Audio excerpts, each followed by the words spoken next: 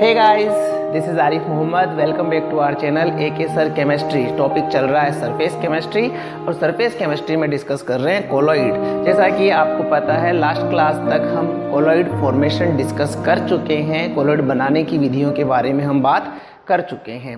आज की क्लास में हम डिस्कस करेंगे प्यूरिफिकेशन ऑफ कोलॉइड, यानी जो हमारा कोलॉइडल सॉल्यूशन फॉर्म हुआ है उसमें जो अशुद्धियां हैं, इम्प्योरिटीज़ है, उन इम्प्योरिटीज़ को किस प्रकार से दूर किया जा सकता है उनके बारे में हम फर्स्ट टॉपिक में डिस्कस करने वाले हैं। तो हमारा पहला टॉपिक होगा कोलॉइडी विलयनों का कोलॉइडी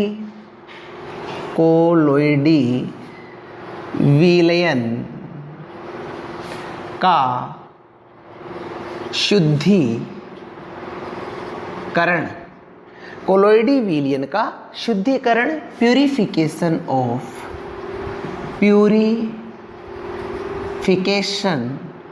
ऑफ कोलॉइड या कोलॉइडल सॉल्यूशन।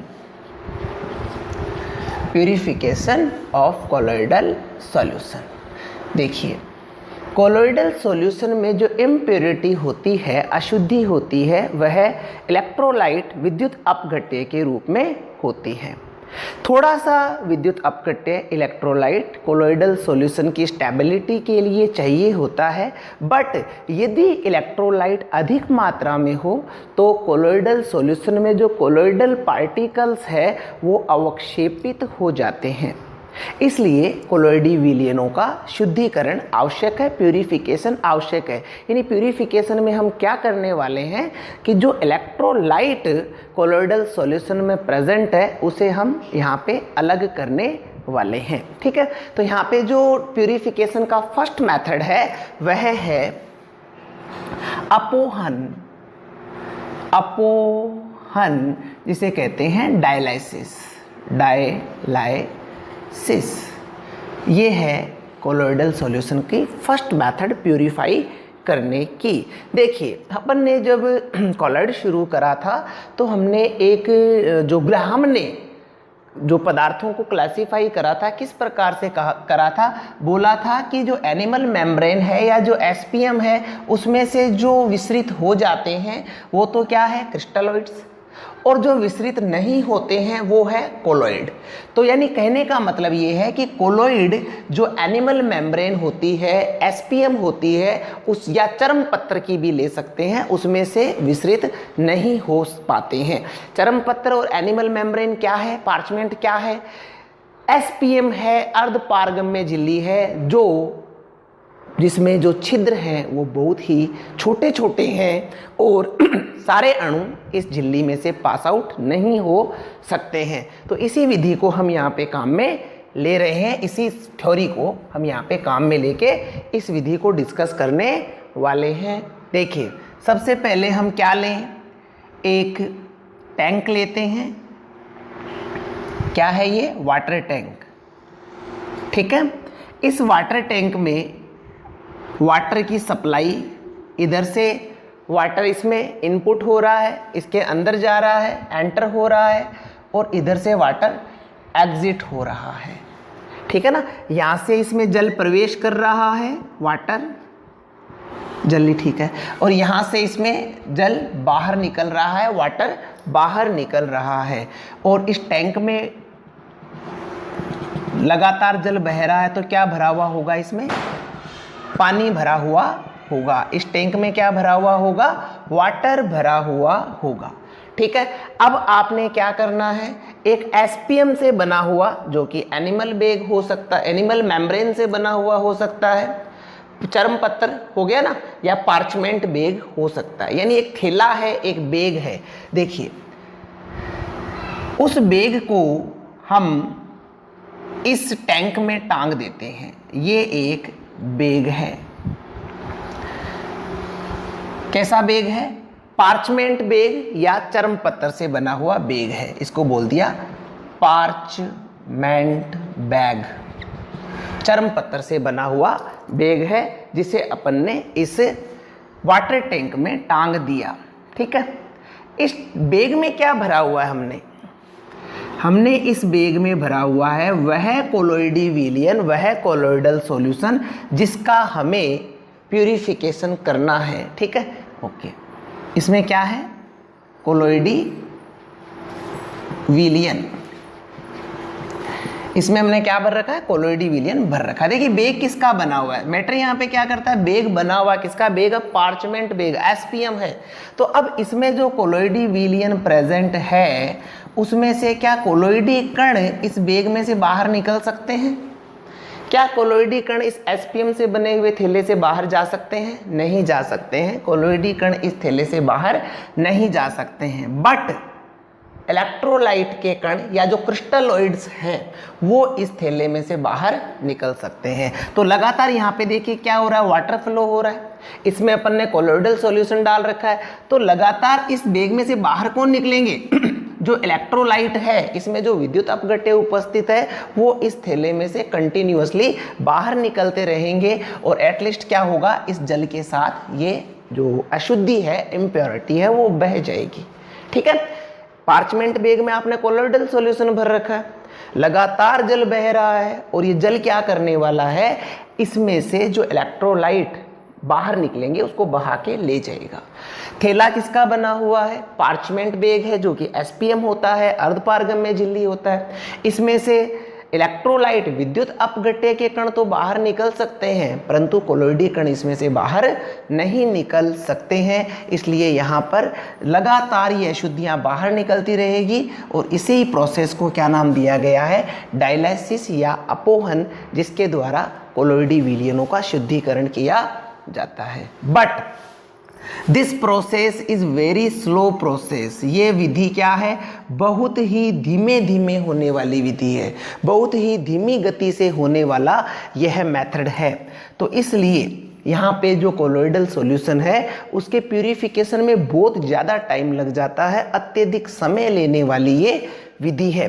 तो इसी विधि को जो प्रोसेस है इसको फास्ट करने के लिए इस विधि को मॉडिफाई किया जाता है और उसी मॉडिफाइड विधि को कहा जाता है विद्युत अपोहन या इलेक्ट्रोडायलिसिस, जिसके बारे में हम अपने इस टॉपिक में बात करेंगे। तो इसका फटाफट डायग्राम बनाइए, जो प्रोसेस बताइए उसको लिख लीजिए, आपका टॉपिक तैयार हो जाएगा क्लास टाइम में। ठीक है, सिंपल मेथड है, कुछ भी कॉम्प्लिकेटेड नहीं है। नेक्स्ट हम बात करने वाले हैं इलेक्ट्रोडायलिसिस यानी विद्युत अपोहन के बारे में। क्या होता है विद्युत अपोहन, देख लेते हैं। विद्युत अपोहन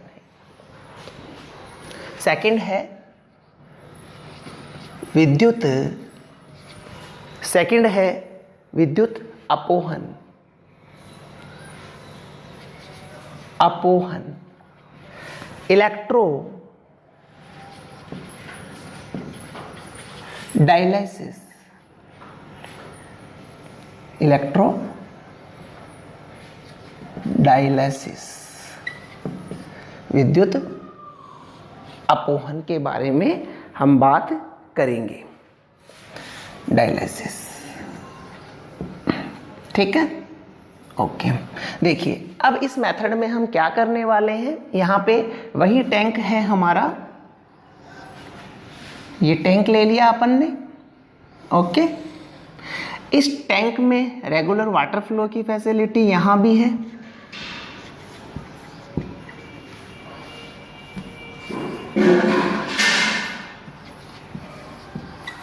ठीक है।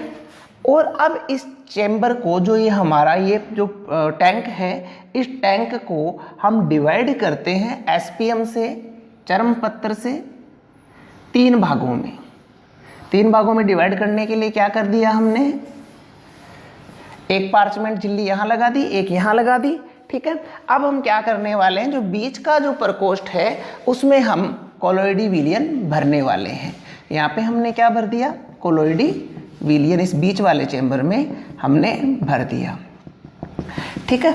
ये क्या है हमारा कोलोइडल सॉल्यूशन, कोलोइडल सॉल्यूशन जिसका हमें प्यूरिफिकेशन करना है, ठीक है।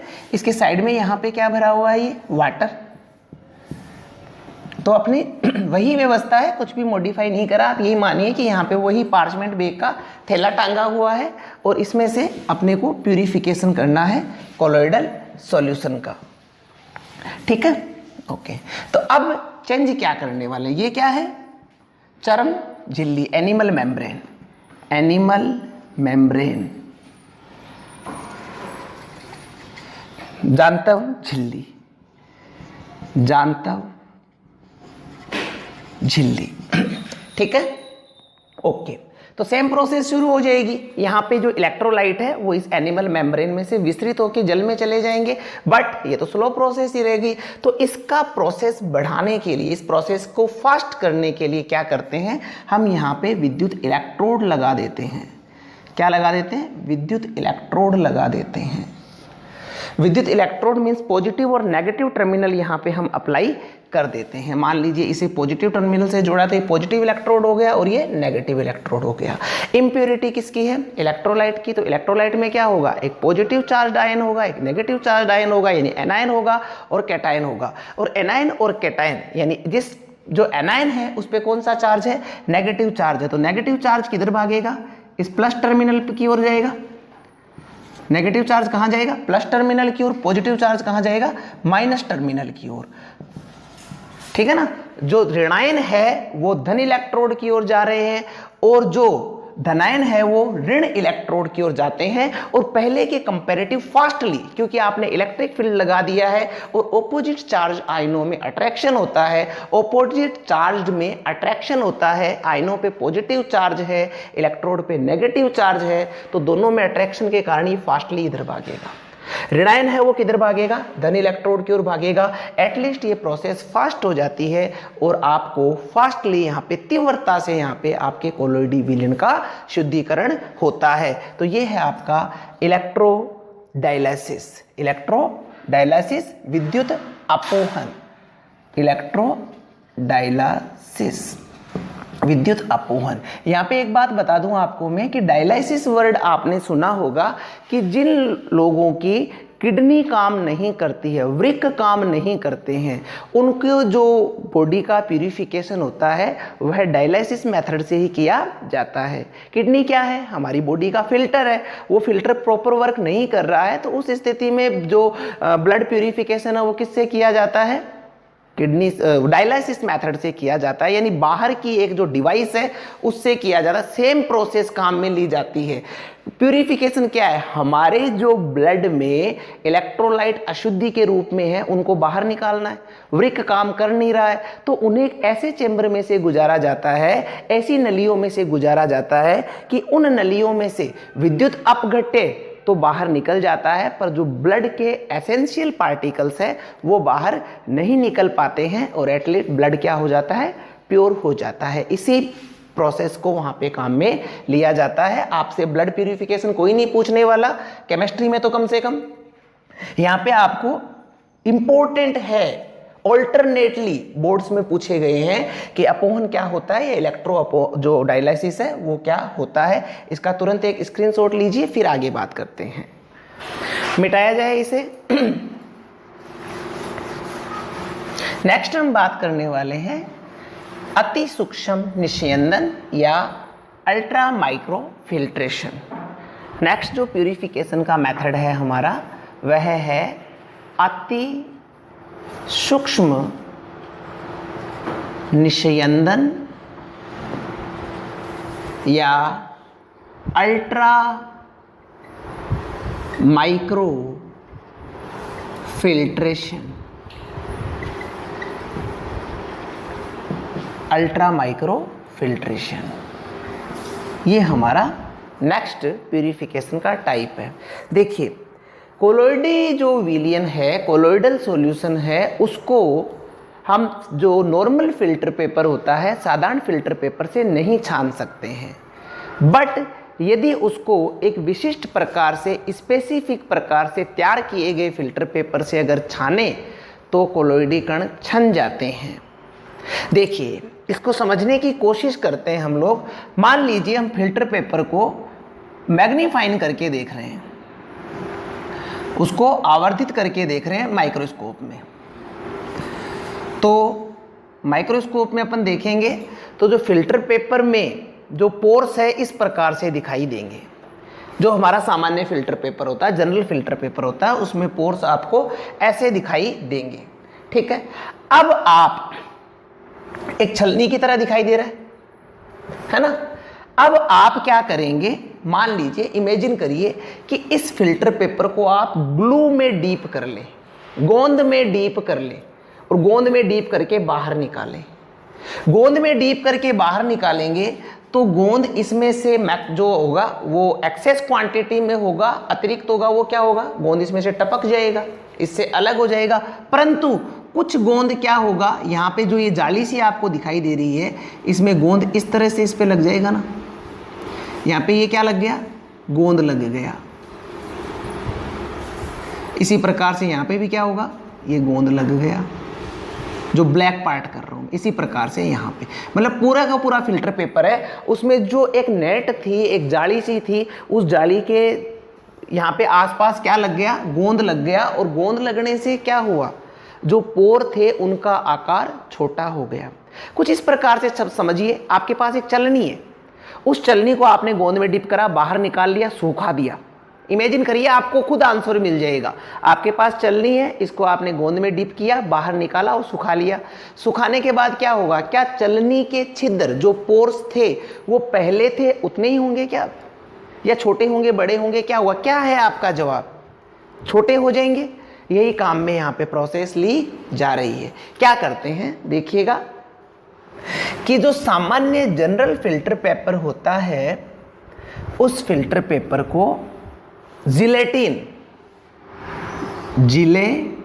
जनरल फिल्टर पेपर को किस में डीप करते हैं, जिलेटिन में डीप करते हैं। जिलेटिन लसलसा पदार्थ, जेली के जैसा पदार्थ है, उसी को जिलेटिन कहते हैं। आप बोन दिमाग में रखना, जिलेटिन। तो जिलेटिन में डीप करते हैं, डीप करके बाहर निकाला, क्या हो जाएगा, पोर छोटे हो गए। अब यहाँ पे साथ में एक हार्डनर भी काम में लेना होगा, एक कठोरता प्रदान करने वाला पदार्थ भी काम में लेना होगा, जो कि जिलेटिन के साथ में क्या लिया जाता है, फॉर्मेल्डिहाइड। किसको काम में लेते हैं, फॉर्मेल्डिहाइड, जो यहाँ पे फिल्टर पेपर को कठोर कर देगा, हार्ड कर देगा। तो जिलेटिन और फॉर्मेल्डिहाइड के मिक्सचर में जब नॉर्मल फिल्टर पेपर को डीप करेंगे तो नॉर्मल फिल्टर पेपर के जो पोर है वो अब आप कोलोइडी विलयन को जब इस फिल्टर पेपर से छानेंगे, जो आपने तैयार करा है, तो उसमें से क्या होगा, जितने भी इलेक्ट्रोलाइट्स है वो क्या होंगे, इस फिल्टर पेपर में से छन जाएंगे, पर कोलोइडी कण नहीं छनेंगे। इस प्रकार से आप प्योर अवस्था में कोलोइडी विलयन प्राप्त कर सकते हैं। तो यहाँ पे 3 मेथड हमें दिए गए हैं, अपोहन, डायलिसिस, इलेक्ट्रोडायलिसिस और अल्ट्रा माइक्रो फिल्ट्रेशन, जिनके बारे में हमने बात करी है। तो they are the method to form pure colloidal solution. जो आपने फॉर्म करा है कोलोइडी विलयन, उसको प्योर करने के कुछ मेथड है जिनके बारे में हमने बात की है। नेक्स्ट हम बात करने वाले हैं प्रॉपर्टीज ऑफ कोलोइडल सॉल्यूशन या कैरेक्टरिस्टिक्स ऑफ कोलोइडल सॉल्यूशन। बात कर लेते हैं next topic,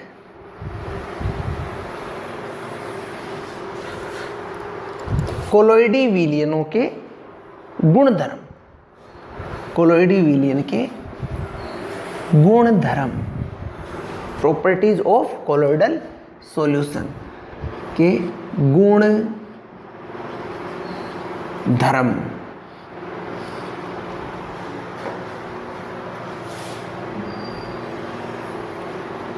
properties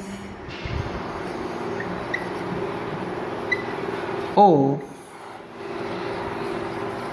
colloidal solution. क्या क्या प्रॉपर्टीज होती है, इंपॉर्टेंट है, इनके बारे में हम बात करेंगे। देखिए, सबसे पहले बता दिया था आपने, ध्यान रखिएगा कि जो कोलोइडल विलयन है वह हेट्रोजीनस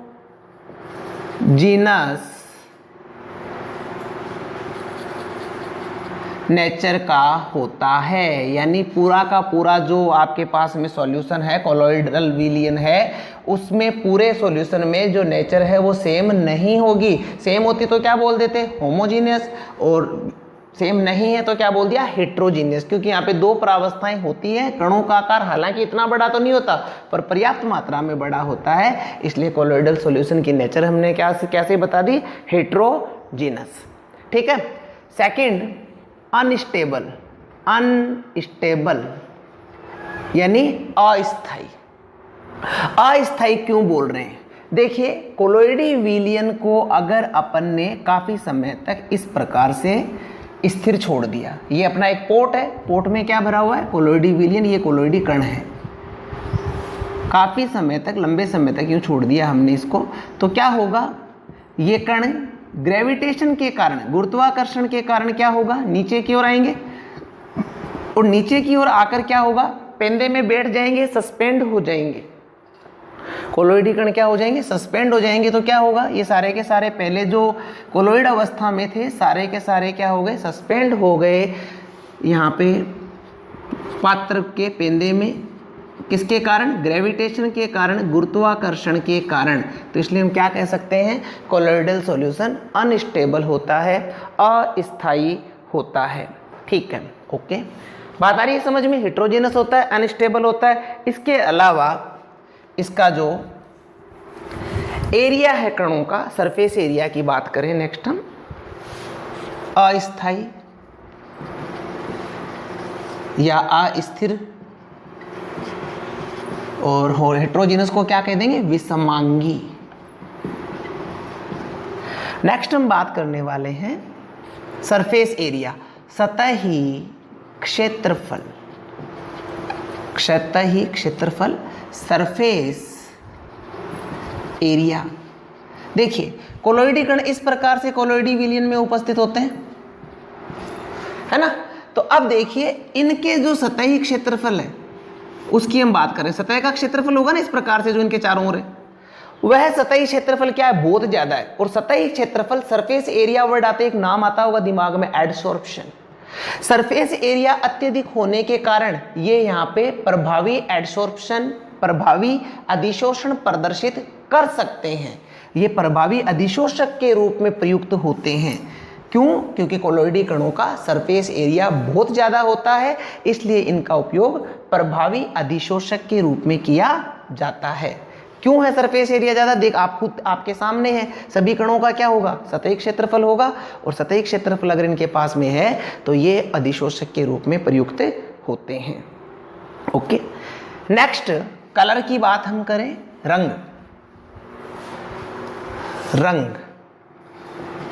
कलर, तो कोलोइडल सॉल्यूशन है वो कलर शो करता है। कोलोइडी विलियन कलर प्रदर्शित करता है, किसके कारण, रंग प्रदर्शित कब होता है, प्रकाश के प्रकीर्णन, scattering of light, scattering of light. प्रकाश के प्रकीर्णन के कारण कोलोइडल सॉल्यूशन क्या प्रदर्शित करता है, रंग प्रदर्शित करता है। कोलोइडी कणों के आकार की हम बात कर रहे हैं तो कोलोइडी कणों का आकार पर्याप्त मात्रा में बड़ा होता है, इतना बड़ा होता है कि वो प्रकाश को प्रकीर्णित कर पाए, और प्रकाश को प्रकीर्णित करता है, स्कैटरिंग करता है, इसलिए कोलोइडल सॉल्यूशन क्या प्रदर्शित करते हैं, कलर प्रदर्शित करते हैं। तो कोलोइडी विलियनों का रंग किसके कारण होता है, प्रकाश के प्रकीर्णन के कारण कोलोइडी विलियन रंगीन होते हैं। बट भिन्न भिन्न कलर, भिन्न भिन्न आकार के कोलोइडी कणों के ऊपर डिपेंड करेंगे। यानी जो प्रकाश का प्रकीर्णन है वो डिपेंड किस पे करेगा कि कोलोइडी कणों का आकार कैसा है। जैसा आकार होगा छोटा बड़ा, उसी के अकॉर्डिंग स्कैटरिंग ऑफ लाइट होगी और उसी के अकॉर्डिंग कलर प्रदर्शित किया जाएगा। ठीक है, साइज पे डिपेंड करता है कोलोइडी कणों के द्वारा किया जाने वाला प्रकाश का प्रकीर्णन। और रंग क्यों दिखाई देता है, क्योंकि कोलोइडी कण प्रकाश का प्रकीर्णन करते हैं। इसका एग्जाम्पल दे रखा है एक 12th RBSc बुक में कि सिल्वर सोल की बात कर रहा है, सिल्वर सोल। और सिल्वर सोल में ये दो प्रकार के साइज यहाँ पे आपको बता रहा है। एक तो कह रहा है कि जो पार्टिकल्स है उनका साइज है 6 multiplied by 10 to power -5 mm, और सेकंड बोल रहा है 9 multiplied by 10 to power -5 mm।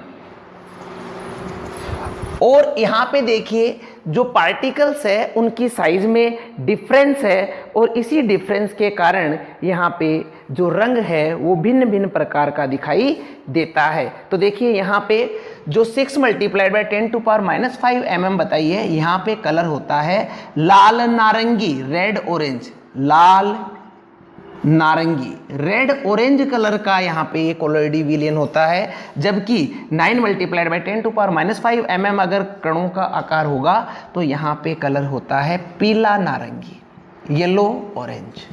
बात आ रही है समझ में कि रंग कलर किसके कारण दिखाई देता है? प्रकाश के प्रकीर्णन के कारण। किस पे डिपेंड करता है? साइज ऑफ कोलोइडी पार्टिकल, कोलोइडी कणों के आकार पर डिपेंड करता है। क्या कोई प्रूफ है क्या? बिल्कुल है। सिल्वर सोल में यदि कोलोइडी कणों का आकार 6 × 10⁻5 mm होता है तो सोल होगा लाल नारंगी, और 9 × 10⁻5 mm होगा तो क्या होगा? पीला नारंगी होगा। ठीक है, ओके। आगे हम बात कर लेते हैं इसके पश्चात। नेक्स्ट एक वर्ड आता है अवसादन। अवसादन, अवसादन क्या होता है? देखिए, सेंट्रीपिटल जो मशीन होती है उसमें काम में किया जाता है ये वाला अवसादन।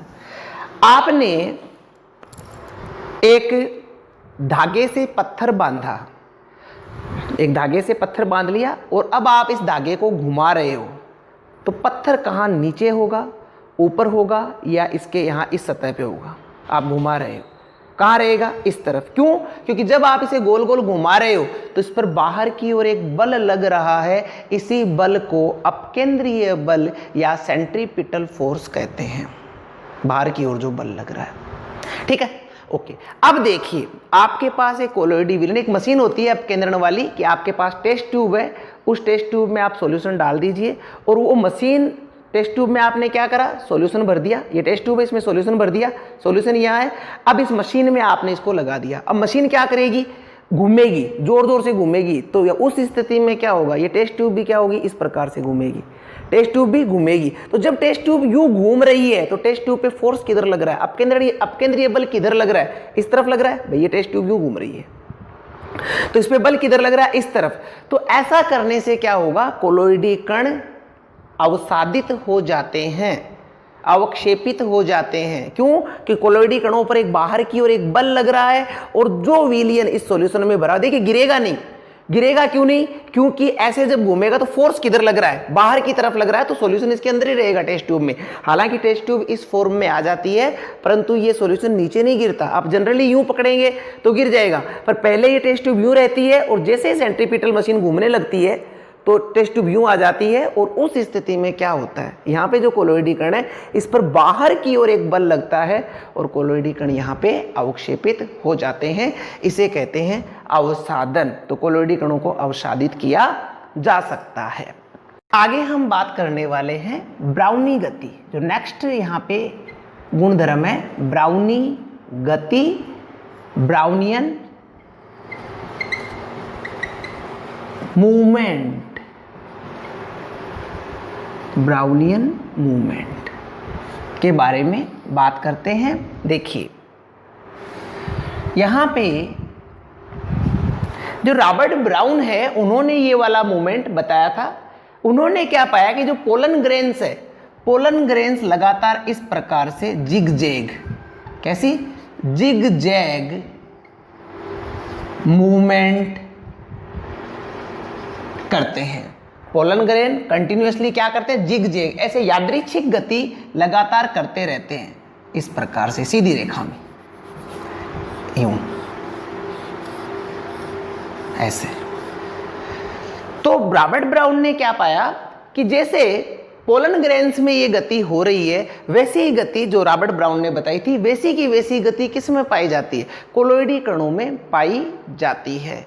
आपने देखा होगा कि एक अंधेरे कमरे में एक छिद्र से प्रकाश आ रहा है, उस प्रकाश में गौर से देखिए, आप पाएंगे धूल के कण लगातार जिगजैग गति कर रहे हैं। उसी गति को ब्राउनियन मूवमेंट या ब्राउनी गति कहा जाता है। क्यों करते हैं ऐसा? क्योंकि कोलोइडी कणों पर सेम चार्ज होता है। या तो प्लस होता है या क्या होता है, माइनस होता है, या तो पॉजिटिव चार्ज होंगे या नेगेटिव चार्ज होंगे।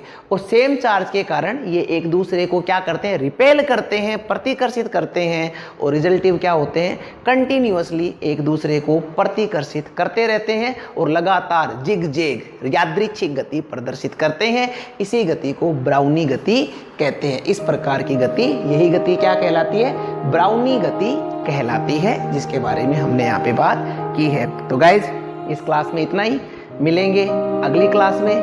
Thank you very much, wish you all the best.